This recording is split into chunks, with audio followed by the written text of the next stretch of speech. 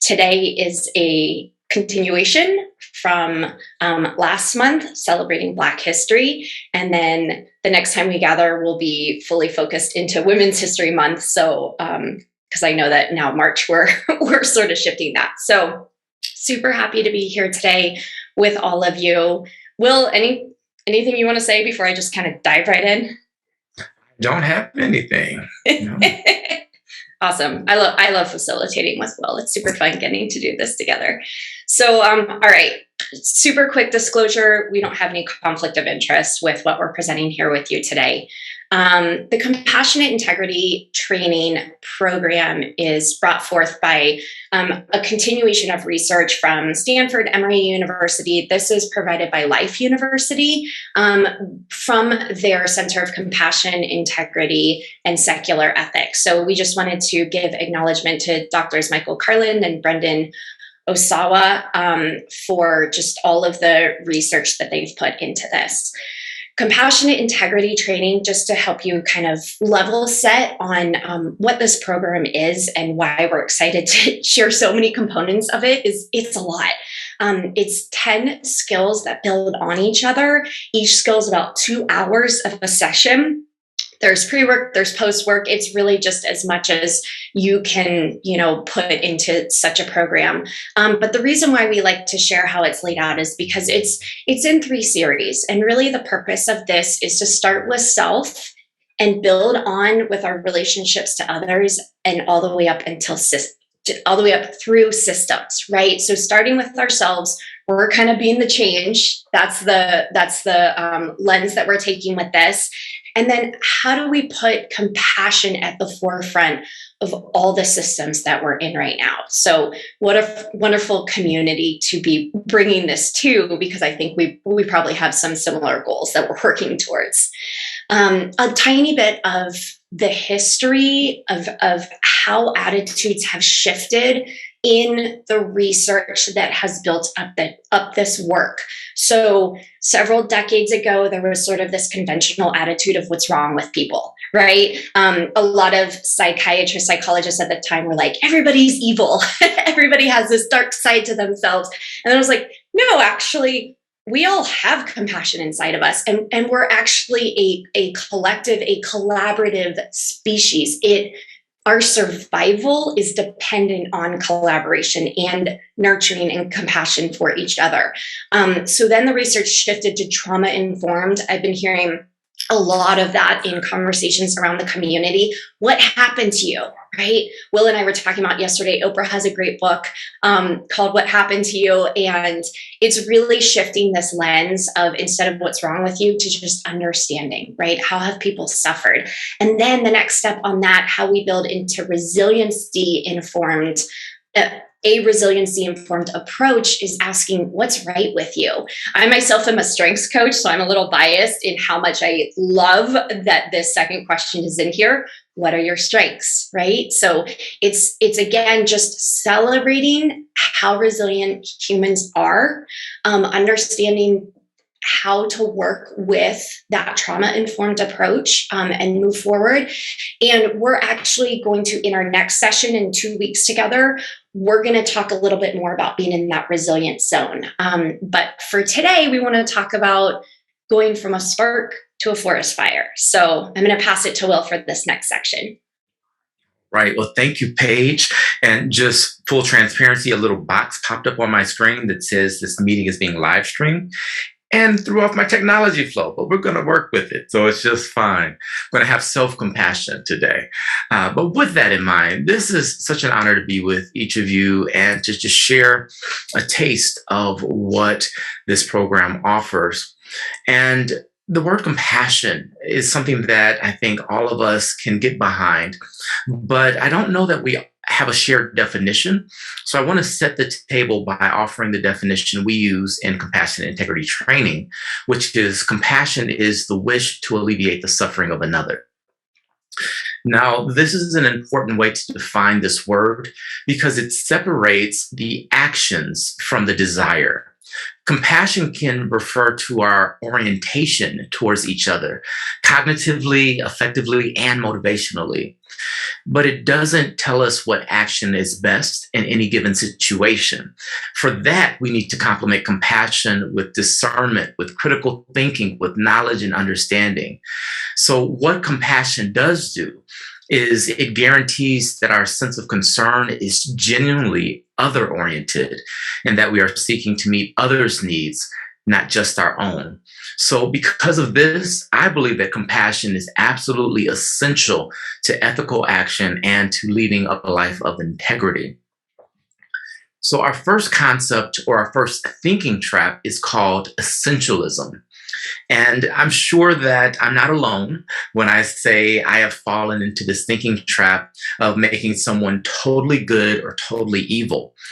The topic of the day, of course, is the Russia Ukraine conflict. And even in something that could be considered as clear as that, we can fall into this thinking trap of essentialism where we say Ukraine is all good and Russia is all evil. But everything has layers and dimensions and complexity to it. And so when we essentialize others, we can create outgroups. And when we create outgroups, it's really, really easy to dehumanize others. And creating these categories then is an impediment or a barrier to actually being compassionate. And that's what fosters discrimination and exploitation and even violence. And all of that's rooted in forgetting that we're all one humanity. We have to recognize our common humanity, even in situations as dire as what we're facing as a world today. And what I love about compassion is that it helps us to see reality more clearly. The image on the screen shows a very blurry background, but with those lens of compassion on, we're able to literally see the trees in the forest. And so for me, I view compassion as a tool to help show others grace. And really, that's what I believe the world needs more of today. So with that, I want to talk about going from a spark to a forest fire. And if you're like me, sometimes the smallest thing can lead you to a harmful mental state. And a harmful mental state tends to lead to another harmful mental state. And what do I mean by a harmful mental state? Anger, depression, lack of compassion. Our brains are developed in such a way that when we're in a heightened sense of awareness, we rely on instinct more than our reason. And so it's so important to recognize the differences between having a harmful mental state and a healthy mental state, because again, one can certainly lead to the other. I think about one of my first trips to Vegas with my spouse, and we were coming business and pleasure, but the business cards were in the suitcase and kind of buried and hidden. And that little thing was a spark in me. And I was like, oh my gosh, we spent money to get here. We've taken time off work. It's hard. And I went into a rage over business cards. So a little spark can easily go into a forest fire. But I want to let you know, you are not powerless. That's yet another one of our thinking traps that we talk about, is this feeling of powerlessness. But even small acts can help alleviate suffering of others. And so understanding that a small act, such as if I had taken the time to breathe, I could have transformed that situation. So with that in mind, I'd like to turn it back over to Paige to walk us through this process. Yeah, I'm happy to share this because I think it's so easy to say, oh yeah, here's what you should do, right? But it's like, how do we do that? How do we actually take that breath and accomplish that pause? So here's a model, and thank you to the Ekmans who this model is adapted from their research from the Atlas of Emotions. I'm going to take us through this really quickly with an example in hopes that it helps click for everybody here. So we enter into a situation, any situation, with a precondition. So this could be like, maybe I'm really hungry and I just need a Snickers bar, right? I'm kind of having one of those grouchy moments of my day. So that we're going to say that's my precondition. It could be that I'm too tired. I just had a fight with someone, right? So always just kind of staying conscious of where's my emotional state right now? How am I feeling? So that's my precondition. Let's say I'm walking down the street and I pass an owner with their dog, and the dog lunges at me. Now, how I react to that moment is going to be based on two other things. So we've got the precondition. We've got, well, one other thing I should say. So the event is that the dog lunged at me, right? So the other thing in addition to my preconditioned state is my perception database. So maybe I have been bitten on my hand before by a dog. So I already have a little bit of a fear. That's my perception database. That's the lens through which I'm viewing this current event. And now I'm triggered, right? So I already came in kind of feeling grumpy and, I need a snack. This dog lunged at me and I am triggered because of everything else happening, that everything externally and then everything else in my brain that's like danger, danger. So what happens in our next step is, now that I'm triggered, I'm reacting, right? So we call this our state. So physiologically, maybe my palms are sweating, maybe my heartbeat's racing. Psychologically, that's where my brain is starting to get in that fight or flight mode that I think most people have heard about, right? That's when our rational, our reasoning state of mind starts to just kind of like go offline. That's when we're working off of instinct.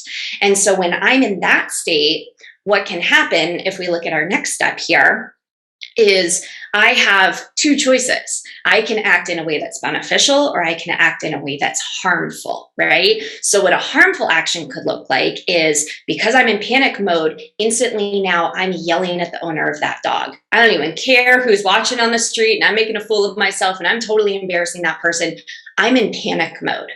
My beneficial action is maybe I took a second, right? I took a deep breath. I did something to ground myself, which we're going to give you tools for that next time in 2 weeks.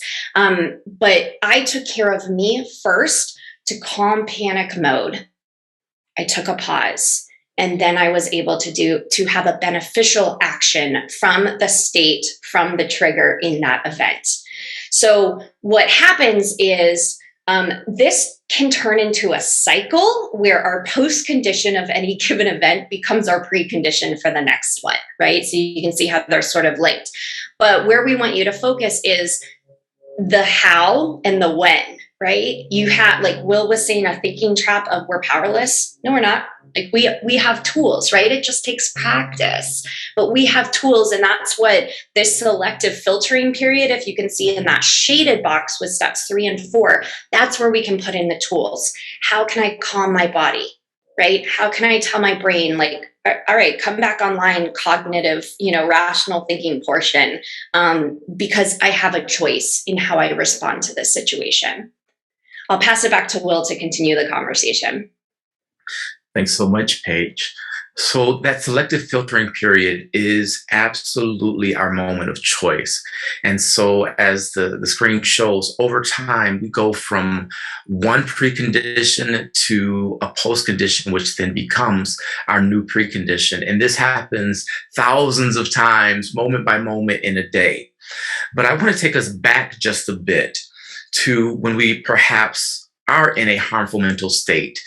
And as I mentioned earlier, a harmful mental state distorts reality and can lead us to cause suffering for ourselves and others.